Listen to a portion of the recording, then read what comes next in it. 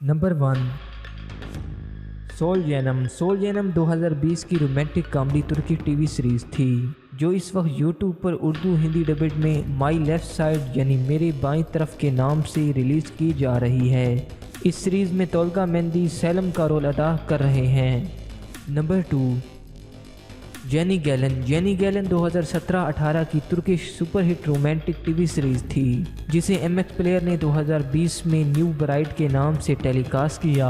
इस सीरीज़ में तोल्गा मेंडी ने हज़र का रोल अदा किया, जबकि इस ड्रामा सीरियल की कुल किस्तें हिंदी डबेड में 169 हैं जिन्हें आप एमएक्स प्लेयर पर देख सकते हैं।